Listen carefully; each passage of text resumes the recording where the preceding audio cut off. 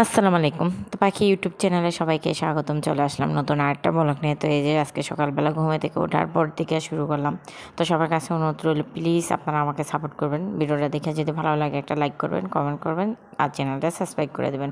তো সকালে ঘুমে থেকে ওইটা ফ্রেশ ট্রেশ হয়েছি, হইয়া এখন বলতেছি যে গেঞ্জিটা পরে রয়েছি, তো গেঞ্জিটা খুলে ফেলি। গেঞ্জিটা খুলে মিলে তারপরে এই যে রান্না বাড়ার কাজ করতে চলে আসছি। তো সকালেই আমি ঘুমে থাকতে শুনছি যে গ্যাস থাকবো না। তারপরও উঠছি, উঠা দুধ জাল দিছি, দুধ জাল দিয়া তারপরে ভাত বসাইছি। ভাত রান্না শেষ, তারপরে গ্যাসটা চলে গেছে। তো আপনাদের ভাইয়া যে বাজারে এনে দিছে। তো আমি এমনিও তো দেরি করে একটু রান্না করি, তবে সকাল সকালে তো আপনাদের ভাইয়া প্রত্যেক দিন বাজারে এনে দেয়, এটা তো আপনাদের সাথে শেয়ার করি। তো দেখেন লাল শাকের সাথে আমি আজকে কীরকম যুদ্ধ লাগাই দিছি। তো আজকে লাল শাক নিয়ে আসছে, সাথে হলো ওই যে পেঁয়াজ কলি নিয়ে পেঁয়াজ পাতা নিয়ে আসছে, আর হলো সিম আনছে, আর ধনিয়া পাতা নিয়ে আসছে। তো এইগুলি নিয়ে আসছে, তো এখন এইগুলি কাইটা বাইছে সব রেডিমেডি কইরা যাইয়া আজকে মাটির চুলায় রান্না করব। তো মাটির চুলায় রান্না করার জন্য সব কিছু রেডি করে নিয়ে নিতেছি। তো মাটির চুলায় শুধু শাকটা রান্না করবো আর তরকারিটা রান্না করবো, যেহেতু ভাতটা আমি আগেই রান্না করে ফেলছি। তো শাকগুলি এখন সুন্দর করে কাইটা বেছে নিতেছি।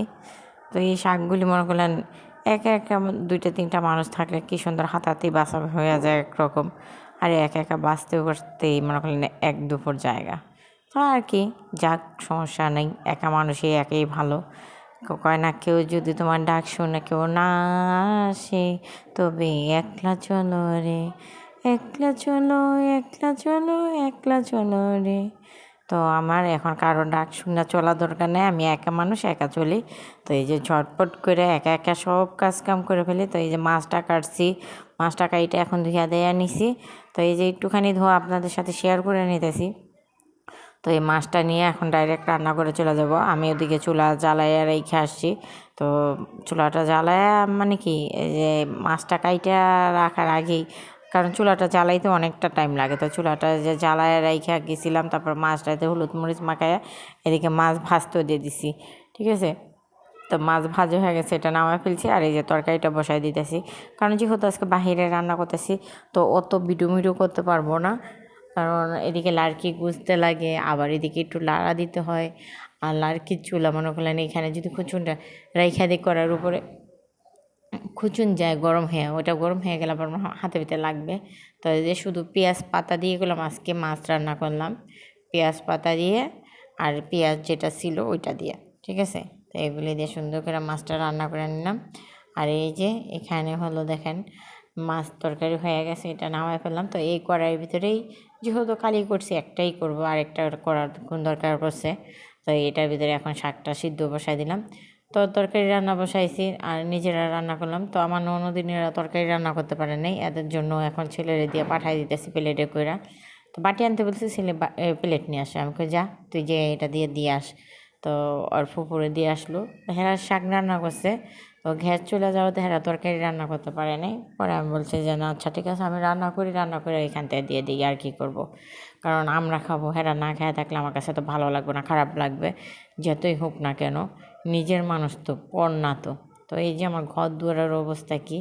তো আমি আজকে একটু এই বাজারে গেছিলাম আপনাদের ভাইয়ার সাথে, আলু পেঁয়াজ এইসব আনতে।